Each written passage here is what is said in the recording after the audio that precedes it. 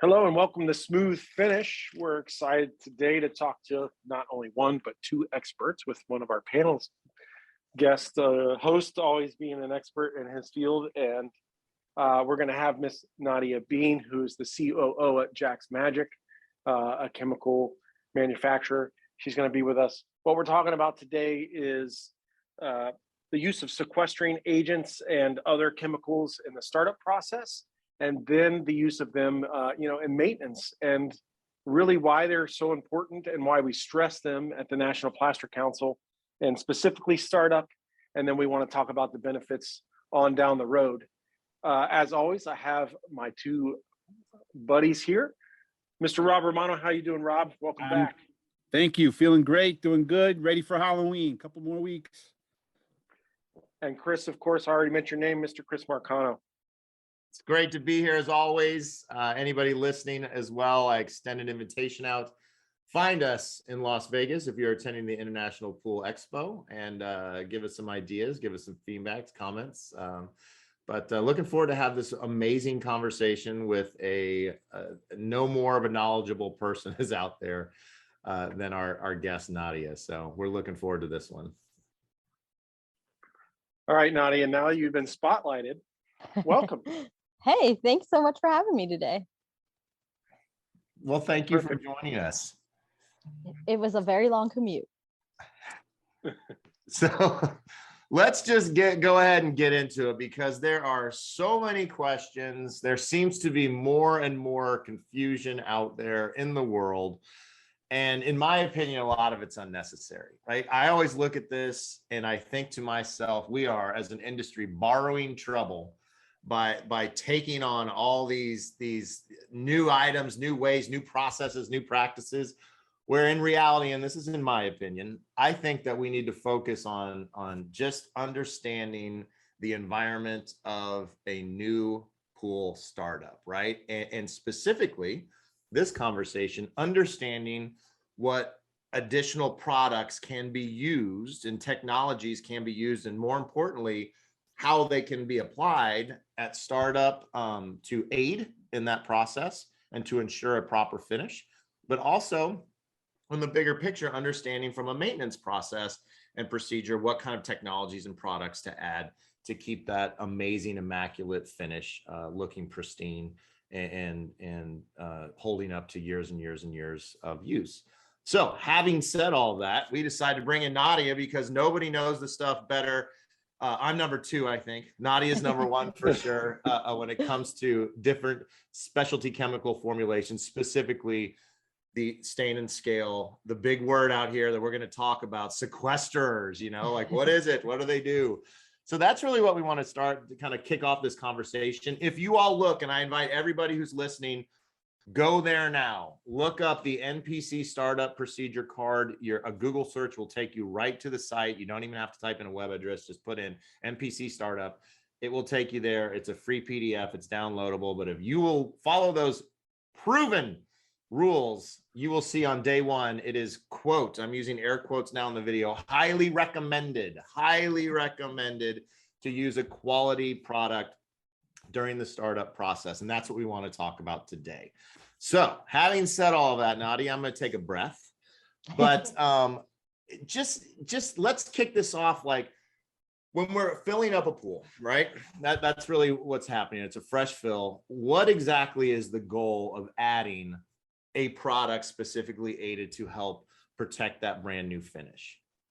So I think a lot of things swimming pool water chemistry related can be a little bit scary for a lot of people, Yep. Especially if you are new to the pool industry or you're new to owning your own pool. So let me break down water chemistry in just a really easy way real quick, because that's really going to help kind of form the foundation of like why we care. And so easy thing about water chemistry is you can picture it that it's like a set of scales. So if your water chemistry is on one side, then your finish is going to be acidic, and that can cause etching and pitting and a lot of issues with the integrity of your finish itself. Mm-hmm. If the scale is on the other side, then what you get is scale forming. And what that can do is that can cause metals and minerals in your water to deposit onto your finish. And then, of course, if you're in the middle, you're balanced. So the goal is always to be in the middle. When you have new plaster in a swimming pool, what happens is water will migrate from the plaster itself into the swimming pool water, and it's totally normal, a completely normal part of the curing process. Mhm. But contained in this water is something called calcium hydroxide, which is a really high pH. And so when you add something with a really high pH to your pool water, you can tip that scale towards the scale forming side. And what happens then is, let's say that calcium deposits on your finish, it kind of makes like a layer of skin. And when it makes this layer of skin on the finish itself, you don't let that water migrate from the plaster finish into the pool water anymore. And that interrupts the curing process. And so sometimes people will see like what they call a hydration stain, and it's like a bowl in like the bottom of their pool, and it's like a really dark circle.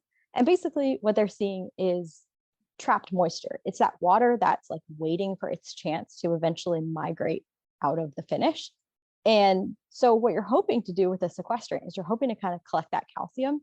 So that way you don't have that scale layer that forms, or you don't have staining or any metals and things like that, so that your pool can continue to cure uninterrupted.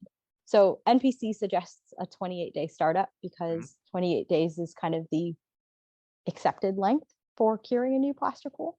Yep. I would say, though it continues to cure even after those 28 days. It's just that those 28 days are kind of like the important starting bit of the process. Like you want to set yourself up for success, right? That's it. That's exactly it. And this is so important to review and to do a little bit more of a deeper dive to, you know, the mechanics and the science behind why, you know, you have to add things and why you have to go through this 4-week process or 28 days. And why the first couple of 2 or 3 days is so important. Excuse me. So, yeah, choking. So, I always like to make things as simple as possible when explaining these type of things, Nadia. So thank you so much for wrapping up a lot of you know, intermediate science there and making it digestible. But the bottom line is we're putting on, you know, when a finish is applied, it's soft and it hardens in water. Think about that over the course of a few days, right? It's literally hardening. That's crazy. So there's all kinds of stuff going on, all kinds of stuff. And you have to understand that. And I think we get into problems because a lot of people work around that. And, you know, what do you guys think? A lot of companies and people that don't want to invest in actually understanding the science, you know, which is the world that they need to be living in. But instead of that, they think they can just, oh, well, I found this quick workaround. You know, I don't have to wait 28 days. I don't have to sit there and do this. I don't have to do that. I can just add a product and walk away and get away with it. And we all can agree that that's just not how this works, right? It isn't. It's part of a process. And you know, I see Rob shaking his head. You know, I mean, you've seen it all in your day. Brent, you've dealt with it all in your day. You know, we can't, as an industry, we get into problems because we try to do the workaround. I think it's human nature. You know, instant gratification. I want a magic bullet I can throw in this pool and walk away. And you can't fix the natural world of science and the physics that go along with it. It's just impossible, right? So but there is a process you can follow, and there are some practices in that process that ensure that you are going to have that ultimate perfect finish. Having said that, so we've addressed kind of the scales, you know, the balance of water chemistry, Nadia.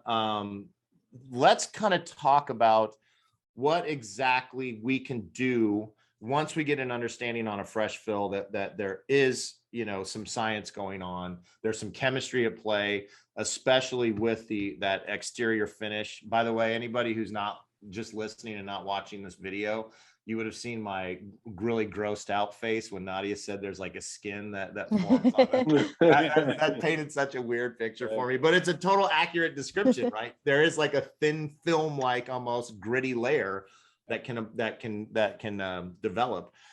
But okay, so having said that, Nadia, without further ado, please take us to kind of that next step in this conversation of, you know, once you get an understanding of the basic science and chemistry at play in there, what would you say that a plasterer looking at a startup should be intimately familiar with as far as the process? So I would say the beauty first of the NPC startup card is that you don't have to memorize what you need to do, right? So it lines it out step by step. Number one thing you should do as a plasterer or as a new pool owner is learn how to test water. Whether you're testing that water yourself or you're taking that water somewhere else, I don't particularly care, right?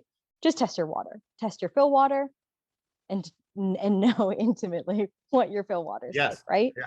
And so when you follow the Starts with NPC fill. startup card, it's going to tell you different parameters that you want to balance your pool to, right? But one of the things it's going to tell you is to use a quality sequestering. And I think sometimes that's the step that people are going to miss because it's easy to balance your different pool parameters because they're known entities, right? A sequestrant is like this unknown category, right?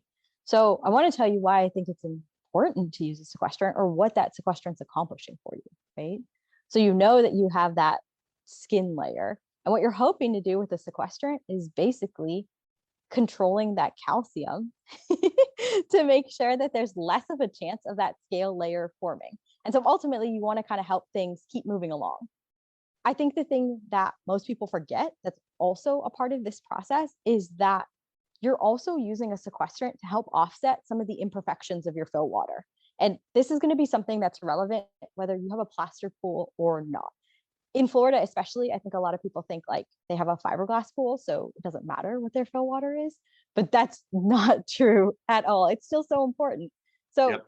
you know, most people aren't going to be using perfect fill water to fill their pools. They're going to be on well water. It's going to be high in iron. Maybe their local municipal water has a lot of calcium or high TDS. And so those are all kind of things that can affect a swimming pool ecosystem. They can stain your pool, they can scale your pool. And all of this is really easy to happen during the plaster curing process because of the calcium that's coming out, right? So Yep. you kind of want to help do whatever you can do at the start to give your pool the best attempt to cure uninterrupted. And so you can start like that lifespan of the pool and have it look good from the get-go and not have to all of a sudden start maybe aggressive treatments or other things you don't want to do to a brand new pool. Yeah, I think that's a trap that we fall into as an industry, especially on startup, is like, let's just, oh, it's drinking water in a nice area. It's going to be fine, right? Like, write this one down. Not all water is created equal. I mean, sometimes it's so bad it has to be trucked in. Nadia touched on it. Well water.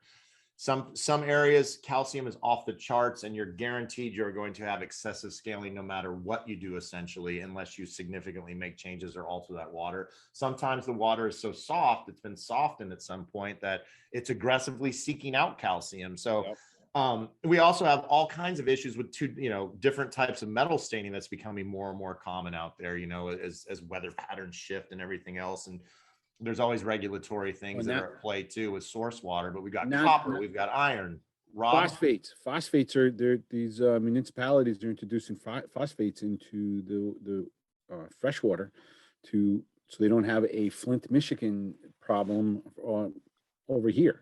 So whatever phosphates does to the infrastructure, the plumbing infrastructure of the fresh water, of the water that goes around the public water. Yeah, I mean, it's you name it. Like, water is changing, right? That's the bottom line. Source water, it's like, it's funny. It's like, oh, you hear stuff like too. It's like people always talk about. I've been in the industry long enough now. I think we all have, but you hear people like, oh, 30 years ago, I never had any problems. It's just it's like, well, things change, right? Things evolve, and water is not water. I will stress that, and I would argue that. I think still, I mean, what do you guys think? What's the percentage of people that actually test fill water completely, like thoroughly from top to bottom, and are doing a hardness test and are putting it up and figuring out a saturation index evenly and checking for pH and everything else? Like, so few people do that. They just make assumptions, Well, on the service, and I could say in our area, with my customers in particular, most of them get it. We've done a good job of getting them to drink our Kool-Aid, not only on the business end, but on the NPC side of things. But when I do go out and I meet new people, new service companies, new builders, some of them are on the ball. Others are like, oh, what is it? What is LSI? When I ask them, do you check for just in the whole startup process, or as Nadia said earlier, that the curing just continues going after the first 30 days, even though we're talking about that now. what's your cyanuric acid level? What's cyanuric acid? And these are pool guys don't understand what that is and what it does to the finish. So understanding that LSI and your fill water from the very beginning is paramount to having a successful start. It's like anything else. You're only as good as your prep. You're only as good and with your startup, you're only as good as how you treat the water from the very beginning. Yeah, no, I couldn't agree more. And I think a lot of times we fall into, again, it's as an industry, we fall into that trap where training's dictated by a lot of manufacturers that will put out content out there, and it's the basics, and oh, you understand chlorine, alkalinity, and pH, you're good to go. You do that and you add some products and your water is going to be crystal clear, and hey, startup, that's a pool's a pool. Once those walls are up, it's good to go, right? So we fall victim to that. And again, looking at just a limited set of optics when it comes to water chemistry, if you're looking at the basics, like chlorine, alkalinity, pH, that's such a narrow scope. When what we're talking about right now, you have to do an immersive deep dive to truly understand, as Nadia said, the environment, the ecosystem of a fresh pool, of a fresh filled pool, because there's so much more at play, and you have to understand what the effect of cyanuric acid has as a buffering factor, right? What role temperature plays, what role, of course, calcium. I mean, so many people don't test calcium, even though they have a kit, because the calcium reagent ran out, or it's thickened up or something, right? Like they just, it's a test strip, and it's Oh, it's not a test even strip. accurate reading. Oh yeah. or they're just sticking a strip in there and go, yeah, it's a 3-way strip. Great. Liz says it's perfect. Remember that old commercial when they have the guy walks into a mechanic's office and he sees a bunch of monkeys smashing the tire with bats, and the guy goes, "Our mechanics are experts." Maybe I'm dating myself a little bit. No, here. I've seen it. That's how I envision a lot of these mechanics or service guys that are using test strips, and that's what comes to mind when you're balancing water and you're using a test strip and you're in this industry. I mean, I understand using a test strip to get a quick test on what's going on, but when you really do have to take the time of breaking out a titration kit and testing these things properly. From the beginning. You can't test strip fill water. You got to do the actual test on that using a Jack's Magic Kit or whatever. Well, the other thing is, that's a plug for you, Nadia. Sorry. Hey, thanks. But I'm okay with whatever kit you use, as long as you understand the limitations of what you're using, right? So even my kit has limitations. But I think the other thing that factors in is a lot of people will say, like, hey, I've been working in this area for 30 years. I know this water, right? Yeah. But municipalities change their water all the time. And they don't have to tell you when they change their water, right? Yeah. And so, like for me, over the summer during COVID, I tested our tap water constantly because it was just such an exciting ride for me. As more people were home, the TDS in my tap water went through the roof. And I'm sitting here looking at a TDS that was normally like 200, maybe 300. And some days it was 850. And if you're local to my area and you are assuming that this water is going to be always 200 when you're using it to fill your pool, you can't make that assumption. You got to keep testing your water every time because it's constantly changing. Yeah, no, I agree. I'm a big proponent of testing. It doesn't matter. Make no assumptions, because to Nadia's point, you'd be shocked at the meandering of ranges that comes out of the tap, because at these source waters have a really, really broad runway, man. As long as the water is basically okay in a couple of areas, they've got some runway. And, for example, where I live, it used to be pretty balanced coming out of the tap. It was actually, we were known as having really good water. But after several years of drought here in the Midwest, that changed for whatever reasons. And we can probably do a deep dive and figure out why. But the bottom line is now out of the tap, the water here is very, very, it's got a high pH and a very low alkalinity, right? So again, not ideal for startup. And I took that into consideration when I built my pool right out that window right there. And we started it up 5 years ago, right? We had to factor in for some of those out of balance variables with it. But we used a quality testing kit, and we knew what we were doing there on that startup. So that's the thing. And to Nadia's point, there's all kinds of manufacturers out there that make outstanding kits, right? And we could sit here and speak accolades to many of them, but the bottom line is use a quality testing kit that's comprehensive enough for the job, right? You need more than a 3-test kit. That ain't gonna get it, not gonna cut it. You want a full soup to nuts, top to bottom, full test kit, and become become an expert in what that that kit can test and how each test performs. And know your area too, because if you're in your high well, if you're in an area that has a lot of well water, like we are here, we have a good mix of well and city water. But service companies, and when I was working with my family, they not only had their regular kit, they carried a magnesium kit, a copper kit, those extra little kits. Buy the extra kits if you're having a lot of well water, because you don't know. You'd be amazed what comes out of the ground, and you're putting into the pool. So test for all of that. Well, just to see Chris retch one more time, I'm going to say skin layer. Is that like moist? Yeah, Like it's moist. kind of like moist. Yeah, nub. Those words that everybody loves. But I guess to get kind of back to what we're talking about is, let's peel that skin, Chris. How's that sound? Awful. It sounds awful. It does. So the sequestrians have a function, right? So we're talking about all the things that are reason, but let's talk a little bit, like what are they really for, and what are they doing, and how does it help the process? Okay, here we go. But before I hand this off to Nadia, I have to clear this up because this is a bugaboo of mine. So there's so much confusion about the word sequestering, right? And also the differentiation between that and chelating.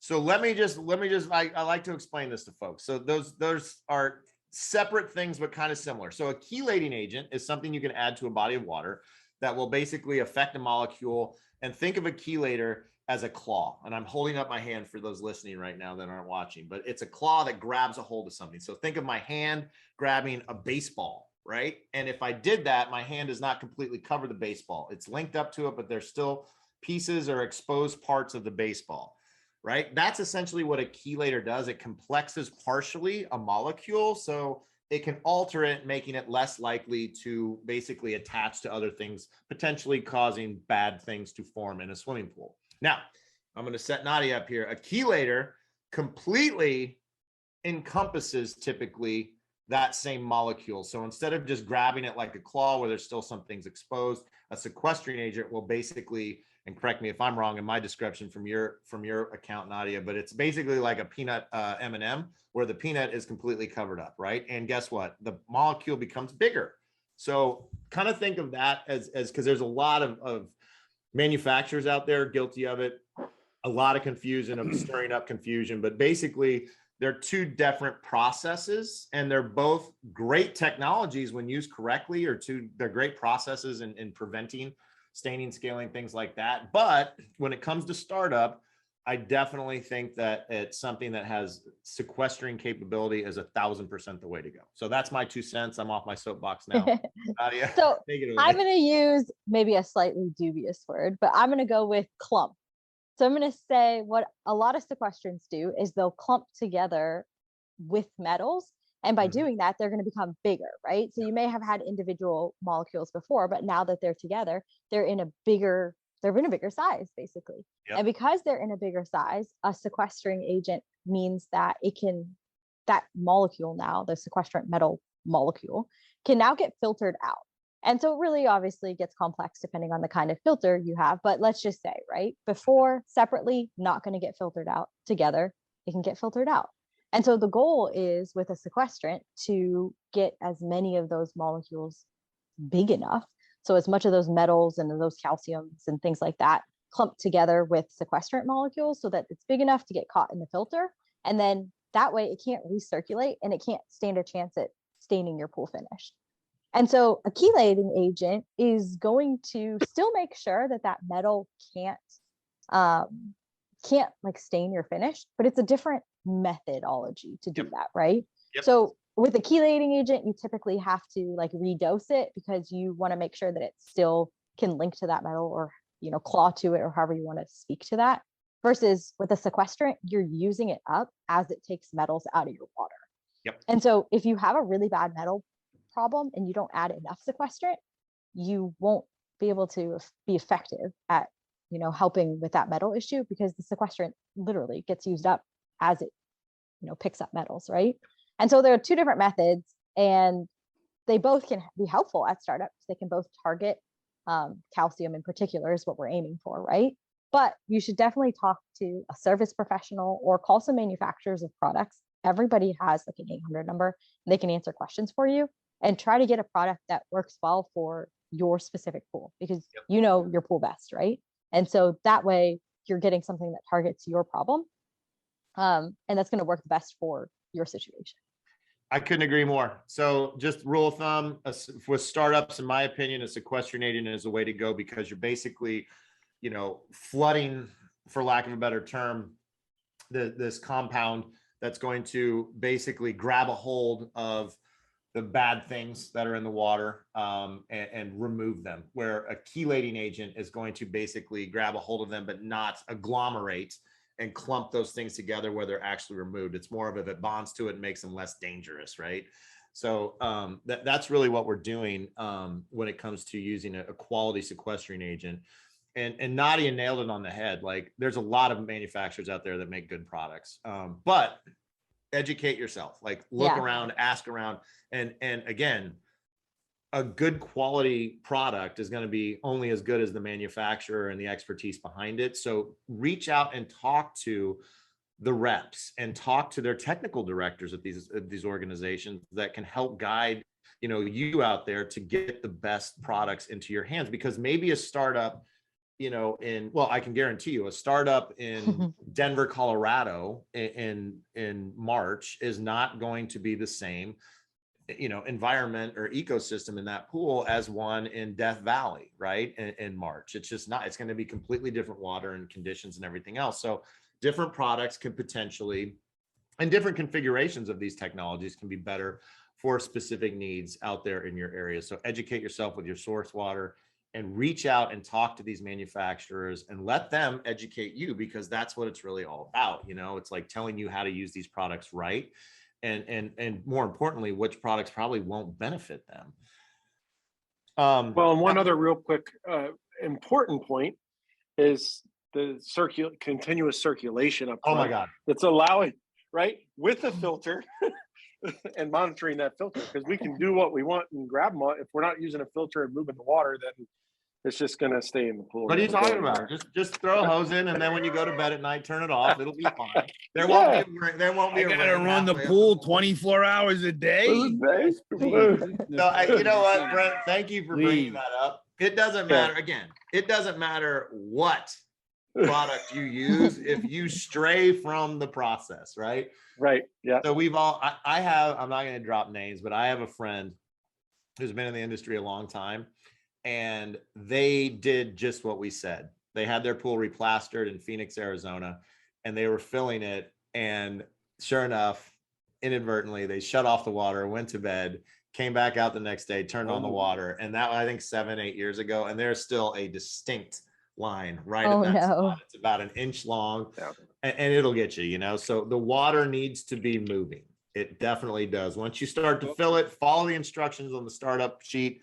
Do not turn those hoses off, and prepare those hoses as well. There's a lot of processes on here. All conversations for another podcast, but follow the steps. They work. Follow the steps. Now, another thing I will add too, and Nadia, I want to, please, I'll kick this to you in just a second, but be sure to follow the manufacturer's specific directions for applications when it comes to using a sequestering agent or some sort of a startup product.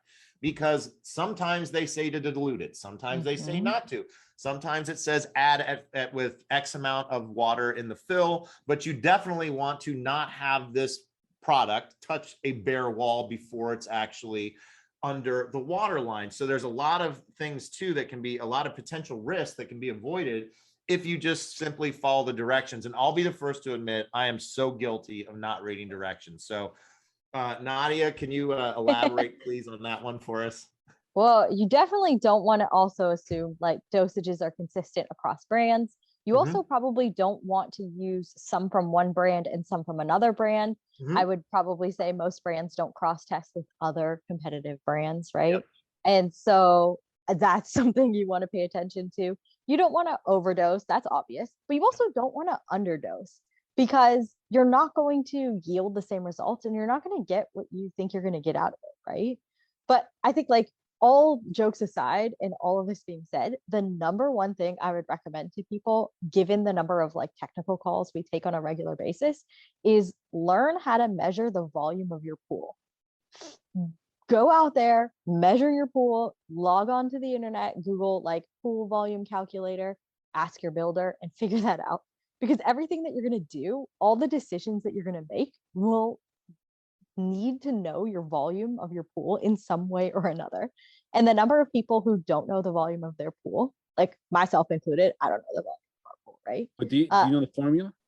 You know the formula.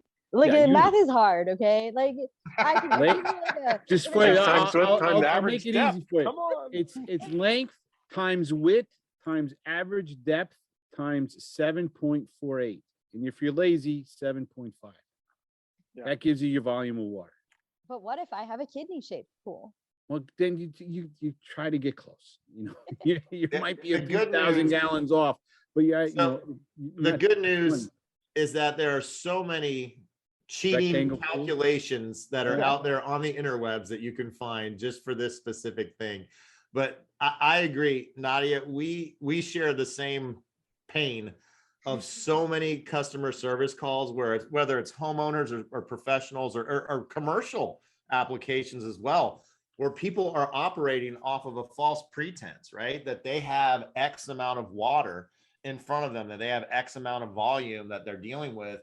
And sometimes it's not even close. Like we had some lady that was dosing her pool and it was a small, it was a small, a commercial pool, right? And she was dosing it like it was 137,000 gallons, and which is not out of the, that's typical, you know, for a commercial pool. It's not big, it's not small, it's you know, it's there. And it turns out it was actually a 37,000 gallons. And for years off the sheet, she had missed, like, there was a dash or a drop of reagent or something that looked like a 1. So she was literally quadruple, triple dosing this thing for years and never, and always had problems. So as simple as that sounds, learn a reliable way and please figure out your volume so you can then apply the right amount of product to said pool. Yes. And you can size your equipment correctly down the line. Yep.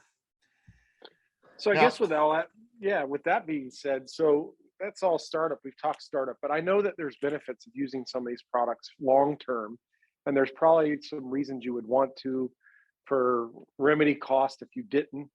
So if you guys maybe speak on that briefly, and then Yeah. you know, Well, one thing I'll say too is like I would identify products that are you know beneficial to a startup process and that are crucial to a startup process, and put those kind of in a proverbial bucket as far as this is what you would be using for startups specifically, because those products typically aren't going to be the same compounds or formulations, you know, as say a maintenance product, because they are two totally different situations. Could you use one and the other? Absolutely, probably. You know, I mean, there's a lot of applications and some crossover efficacy there, but again, familiarize yourself. There's catalogs of products out there in this industry, and there's new stuff coming out all the time. But more importantly, there's proven stuff that you probably as service companies don't even know about, that's been out for 20, 30 years, and it works incredibly well when used properly, right? So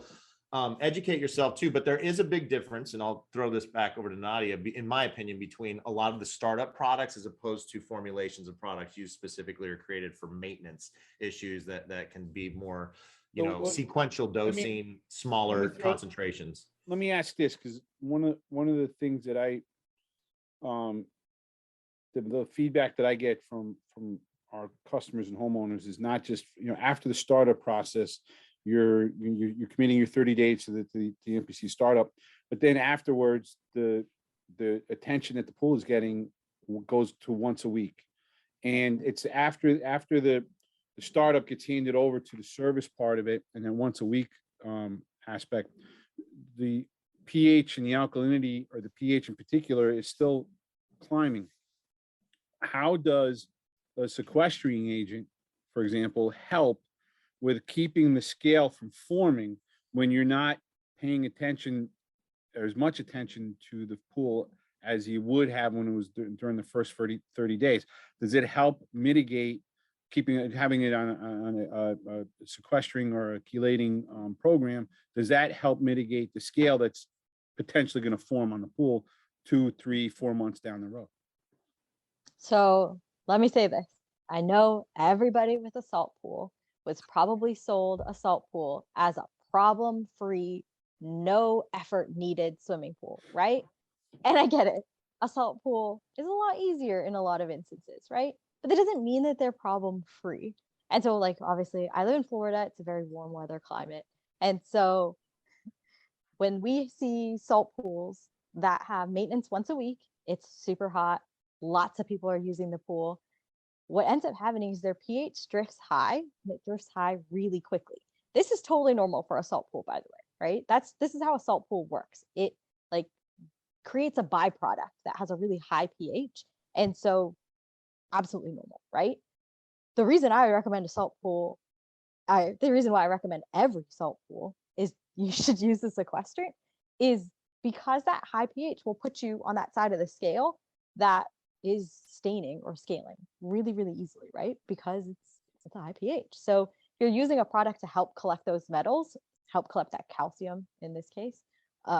You stand a better chance at not having a problem, especially if your service company is only coming once a week, right? In general, if you're able to test your water halfway through the week or put something in to help adjust, that's just like a general maintenance tip that you could use. But those pools 100% need some sort of a sequestrant. And let me give you like a really easy example, is that if you've ever had unsweet tea, right? So I live in the South, unsweet tea all the time. You add sugar to it and then mix and mix and mix. That unsweet tea can only hold so much sugar before it starts to pool in the bottom of your cup, right? And so a salt pool or a pool with high TDS has a lot of sugar in the water, right? There's a lot of stuff in it.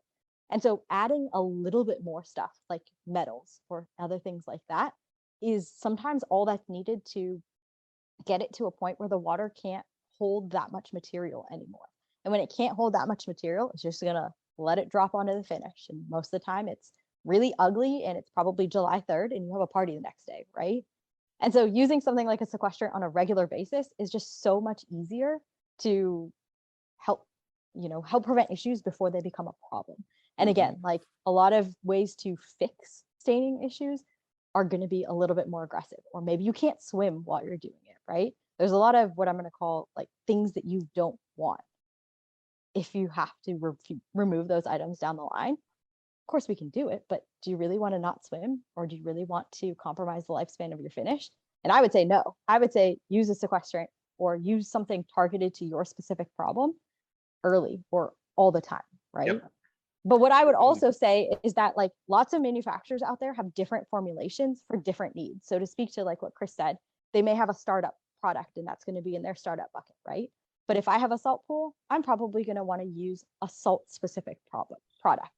If you have a hot tub and you have people using a hot tub all the time, you're probably going to want to use a spa specific product, right? All these different companies out there have put together formulations that are specifically for what different needs are in the industry. And so it would definitely benefit you to know what your needs are. Maybe you've tested your fill water and now you know that you have really high iron fill water, right? So now you can talk to somebody and buy something specifically for your concern.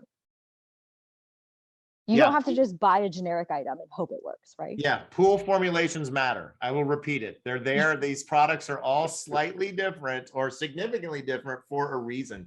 And, it's as simple as this too, like to Nadia's point, it's cheap insurance. I mean, that's the thing I would say. It is, you put a beautiful, let's be honest, the prices of everything are going up now. Pool finishes are ridiculous right now, right? I mean, I heard Rob just bought another Cadillac. So, I know. I bought more Halloween decorations for the front. Oh, even better. So you probably spent as much as the Cadillac, knowing you. So But the bottom line is that, you know, for very low cost relatively, and simply adding something once a week to the manufacturer's specific directions, you're going to reduce the likelihood significantly. You know, I never say never, but you know, it's you're going to be so unlikely to have this staining and additional scaling that can occur, because a good quality, you know, stain and scale product is going to complex the environment and make these problems so much less likely to occur when they're used properly in the right dosage by, you know, at the right time. You also, What- you know, Let me ask you this: what happens with these guys that they dump a whole bottle, a whole quart into 30,000 gallons of water? Let's say 35. That's about 30 average, 35,000 gallons of water. When some of them you just need a capful to go ahead and put in. it depends. I mean, what'll happen? No, it's a real question, because I know people that do that. Right. It depends on which product. Yeah. I mean, look, I'm the worst at this too. Like I'm obviously I have the wherewithal to know what I shouldn't overdose and what I can get away with, but I'm very guilty of overdosing. And I know that's just human nature. More is better. It totally depends on the product, right? Like, but if you overdose some certain types of products, you can definitely get negative effects. You can get an aesthetic negative effect where the water can cloud horribly. You can gum up a filter. You know, I mean, there's all kinds of things that can go wrong. Again, so easy to avoid by simply reading the back of the bottle. Like, I can't stress that enough, folks. Some products will it create finish. I've seen that. Oh, sure. Absolutely. Because again, you're moving that too little water, and they pour the whole quart in there. I'm raising my hand because I've done it. And why is there a ring? Why is my bowl different than the rest of the pool? Oh, well, you know, some products will create a chlorine demand as well. And I think some people think if they're like chlorine hits 0, then it's at 0 forever, right? No, you can have negative chlorine, and you need to bring that sucker up to 0 before you can like get it above 0, right? And that's the worst. Like, I've seen pools turn green, like right before my eyes. Beautiful, but not great. Yeah. So, you know, you can run the risk of having adverse issues, right? Like, especially when it comes to aesthetics by overdosing. And that goes with anything. I mean, something as simple as totally non-related, but probably the number one, you know, ancillary product out there in this pool and spa industry is going to be like a clarifier, right? It makes my water blue. It makes everything clear. But if you add too much clarifier, it has a negative effect where it actually repels things and makes the water go cloudy. So again, read the bottle. Like, please read the bottle. And if you have questions, you can contact Rob Romano at Plastering. We'll put the clearly I'm the most knowledgeable in this whole podcast. Hey, listen, he's got fans just for his voice. So what we should do is we should record him reading the bottles, the instructions. Okay, read the instructions. Rob, you read those. We'll record them. People will pay to listen to your voice, tell them how to do things. Hey, my biggest fan just won the Pleco Service Girl of the Year. Congratulations! Right. Yeah, Amy, she won it. Congratulations! Let's shout out to Amy. Congratulations! Yeah, you have no bigger fans than this podcast crew here. We genuinely are excited for you. That's fantastic. Congratulations. That's well, guys. I think guys and gal, I think we've done a really good job of really kind of exploring this item, and you know, the things that need to be done and how to do them, not only at startup, but the things that do down the road to help you know, your finishes and remedy things or not have to remedy things. Yeah. And most important, we've definitely picked that layer of skin, Chris. And I think ultimately we have reached, I love it. Feel it like a sunburn. Yeah. I think we've slid into a smooth finish, haven't we? Well, how could we skin not with finish. that? All right, everybody. Listen, if you have any additional questions and you're going to be at the International Expo, please find myself, Brent, Rob. We will be there. Nadia, of course, will be there. The National Pastors Council should have a booth as well. Absolutely. Yes, so we will. Come on by, ask any questions, drop us some feedback. Thank you for listening. Be cool. Brush your pool. Oh, way to sign out. All right. Yeah, absolutely. Everybody, again, thank you. mpconline.org. We hope to see you at the shows very soon and hope to give you some more shows very soon. All right, everybody, have a good one. Thank you again. Bye, guys. Everyone. Okay.